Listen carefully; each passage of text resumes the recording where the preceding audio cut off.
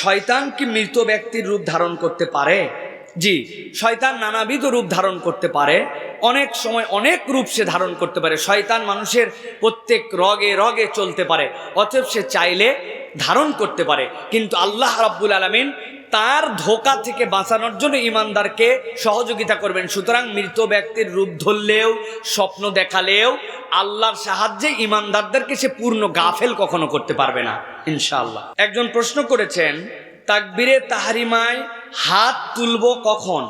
আগে হাত তুলে পরে তাকবীর, নাকি বলতে বলতে তাকবীর, নাকি বলার পরে তাকবীর? আমি কোন পদ্ধতিতে তাকবীর বলবো বিষয়টি বুঝিয়ে বলবেন। চমৎকার একটি জিজ্ঞাসা। আমরা তাকবীরে তাহরিমা যেটা বাঁধি, মানে আল্লাহু আকবার বলে যে আমরা হাত উত্তোলন করি, হাদিসের মধ্যে আসছে রাসূলুল্লাহ সাল্লাল্লাহু আলাইহি ওয়াসাল্লাম যখন তাকবীরে তাহরিমা বাঁধার নিয়ত করতেন বা নামাজ শুরু করতেন, তখন তার হাত কাঁধ পর্যন্ত উত্তোলন করতেন।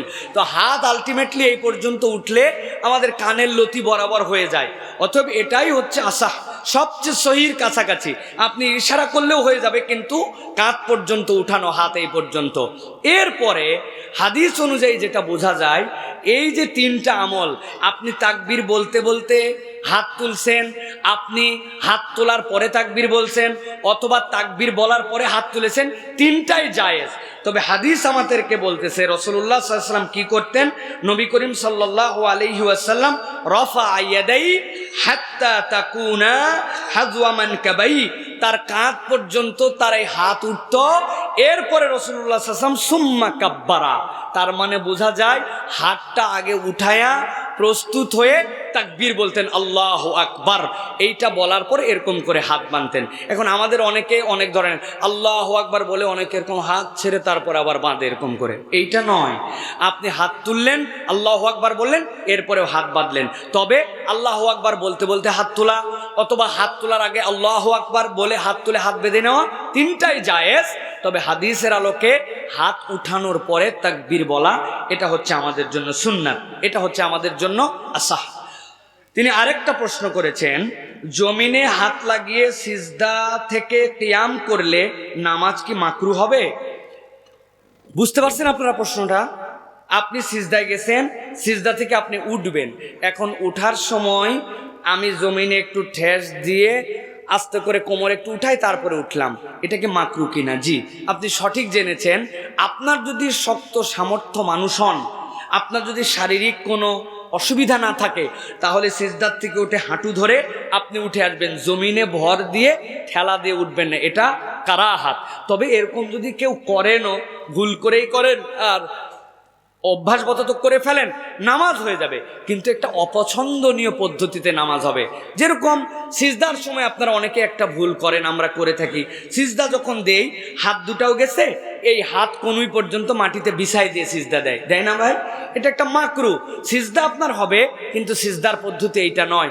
নবী করিম সাল্লাল্লাহু আলাইহি ওয়াসাল্লামের সিজদার পদ্ধতি এমনভাবে বুকের নিচে ফাঁকা, সদ্য ভূমিষ্ঠ একটা ছাগলের বাচ্চা পেটের নিচ দিয়ে চলে যেতে পারবে এরকম ফাঁকা লাগবে। এখন আপনি মাটির সাথে লাগাই দিয়েছেন, তাহলে আপনার নামাজটা মাকরু হবে। তাহলে ঠেস দিয়ে ভর দিয়ে ওঠা নাজায়েজ নয়, কিন্তু সালাতের জন্য সৌন্দর্য নাই।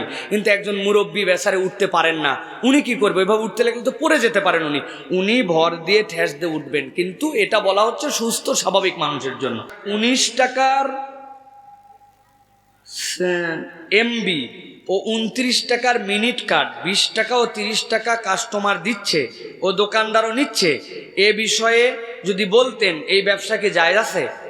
প্রিয় ভাইয়েরা, প্রথম কথা, আপনার সাথে কাস্টমারের একটা রিলেশন আছে। রিলেশনটা কি? ক্রয় বিক্রয়। ভালো করে বুঝেন এটা। ক্রয় বিক্রয়ের সময় ক্রেতা প্রস্তাবক, বিক্রেতা কবুলকারী, আবার বিক্রেতা প্রস্তাবক, ক্রেতা কবুলকারী। কিভাবে? আপনার কাছে ভাই 40 টাকা কেজিতে আলু নিতে চাই, আপনি দিবেন? দোকানদার বলছে দিব। দোকানদারকে আপনি জিজ্ঞাসা করছেন, ভাই সিমের কেজি কত? 60 টাকা, আপনি নিবেন? আপনি বলছেন হ্যাঁ নিব। তাহলে এটা কিন্তু একটা আপনার আদ হলো এবং এটা হচ্ছে কবুল হলো। এখন আপনার এই ব্যবসার ক্ষেত্রে যেই দোকানে আপনি 19 টাকার এমবি কার্ড কিনতে যাচ্ছেন, 29 টাকার মিনিট কার্ড নিতে যাচ্ছেন, আপনি যদি তাকে বলেন যে আমার এখানে বিক্রির যে পদ্ধতি তাতে আপনি 19 টাকায় পাবেন কিন্তু ভাই, কিন্তু আমি 20 টাকা দিয়ে বিক্রি করি, এটা আপনার জন্য বৈধ উনি যদি রাজি হন। কিন্তু বেচারিকে আপনি কায়দায় ফেলে দিছেন, আপনাকে 19 টাকাতেও মুনাফা দেয়, 29 টাকাতেও মুনাফা দেয়, কিন্তু আপনি চিন্তা করছেন যে আমি দোকানদার একমাত্র এখানে 1 টাকা তোমাকে দিব না, অতএব আমি এটা নিচ্ছি, ভাই নিলে নেন না নিলে যান, আছে না ভাই? এটা তাহলে আপনার জন্য কিন্তু এই ব্যবসা তখন আপনার জন্য হালাল হবে না। কিন্তু পদ্ধতি এইটা, আপনাকে বলছে ভাই আমি কিন্তু 19 টাকার কাঠ ভাই 20 টাকা দিয়ে বিক্রি করি, 19 টাকায় যে মুনাফা দেয় এটা হয় না একদম, আপনি নেবেন ভাই, নিলে কিন্তু এটা দিতে হবে। উনি যদি রাজি হয় জায়েজ, কিন্তু উনি যদি বলে নির্ধারিত এখানে মূল্য আছে 19, আপনাকে 1 টাকা আমাকে ব্যাক দিতে হবে, আপনি কিন্তু বাধ্য, যেহেতু এটা একটা লিগ্যাল আইনের মধ্যে আছে। কিন্তু দুইজনের ইচ্ছার মধ্যে যদি হয় তাহলে বৈধ। এই জায়গায় শরীয়ত হারাম বা হালাল ফতোয়া দিবে না, বিষয়টা মাসলা বুঝে আপনাকে সে অনুযায়ী ব্যবসা করতে হবে।